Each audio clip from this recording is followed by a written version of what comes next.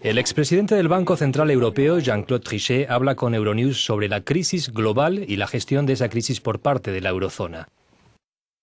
¿Cree que las políticas de austeridad son realmente la mejor solución o, como dicen ciertos economistas, son solo un dogma contraproducente? Yo creo que las palabras cuentan. Se habla de austeridad tanto en Estados Unidos como en Inglaterra, eventualmente en Japón, en Grecia, un país que tenía un enorme déficit de la balanza por cuenta corriente, o en algunos de los países excedentarios. En mi opinión es un término inapropiado. Se necesita una gestión inteligente cuando se está en una situación en la que se gasta más de lo que se gana.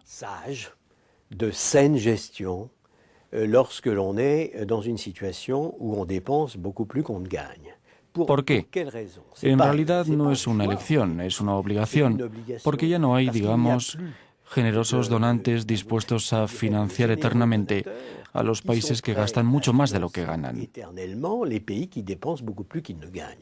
Y me parece que una gestión sana es la mejor forma de preparar el crecimiento futuro y la creación de futuros empleos.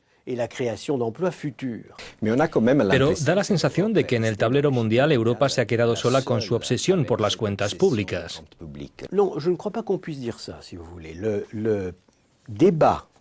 No creo que se pueda decir eso. El debate público en Estados Unidos sigue siendo un debate de primer orden. ¿Hay que volcarse en un primer momento en enderezar las cuentas públicas o no? En Inglaterra también hay un debate sobre austeridad o crecimiento.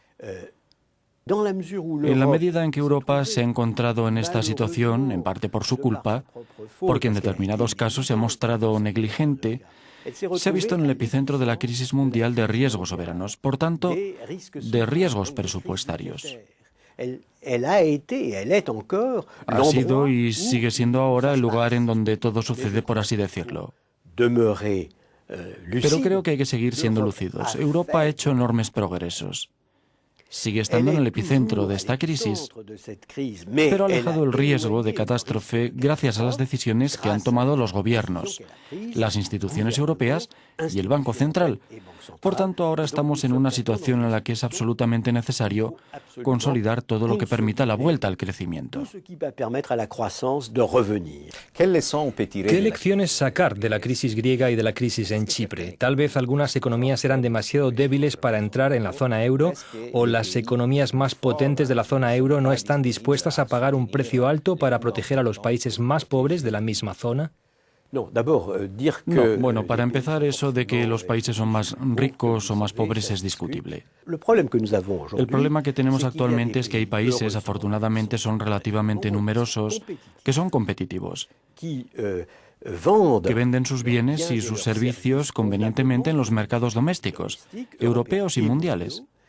Y que de hecho tienen muchas razones para hacerlo, porque han controlado sus costes y aplicado reformas estructurales. Pero también hay países que han controlado mucho peor sus costes y que no han adoptado reformas estructurales, y evidentemente sus países están en aprietos. Por eso creo que la gran lección es que hay que mejorar drásticamente la gobernanza económica y presupuestaria del conjunto de la eurozona, siendo, si es necesario, muy firmes si tal o cual país tienen una gestión peligrosa para ellos mismos y para el conjunto de la eurozona.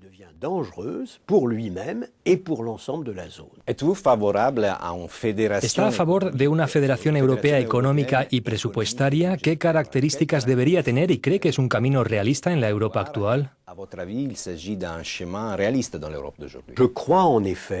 Yo creo que efectivamente hay que ir más lejos en la vía de una federación económica y presupuestaria, lo que supone evidentemente un nuevo cambio de los tratados. Personalmente creo que se pueden imaginar varias posibilidades.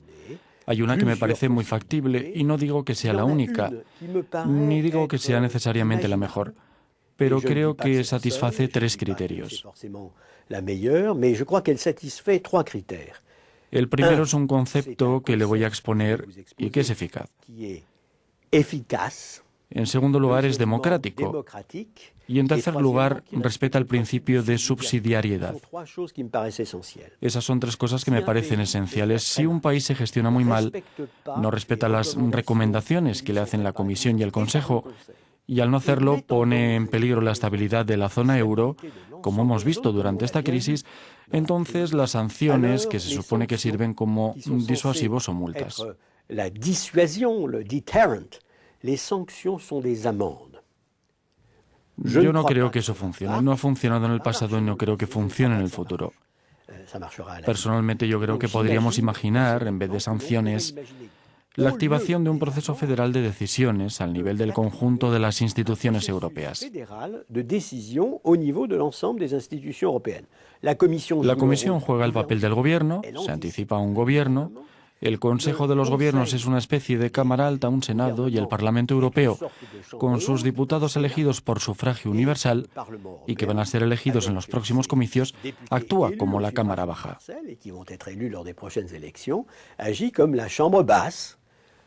Yo sugiero que la Comisión diga, esto es lo que hay que hacer.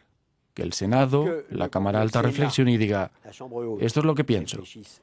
Y que el Parlamento Europeo, evidentemente limitado al conjunto de los representantes de la zona euro, decida tras haber contactado con el Parlamento Nacional.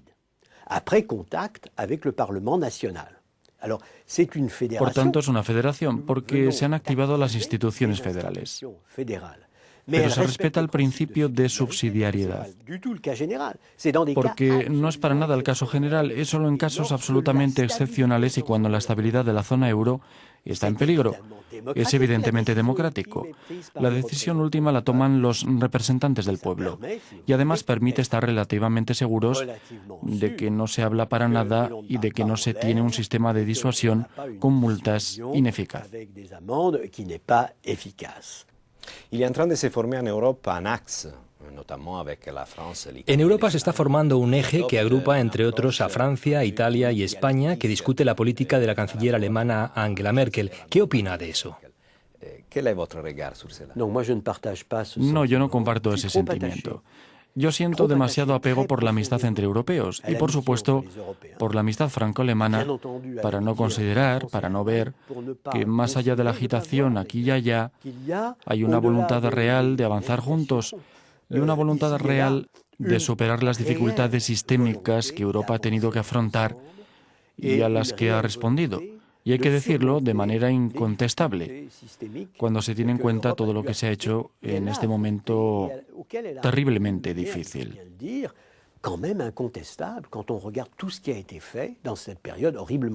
Merci beaucoup, Monsieur Trichet. Merci.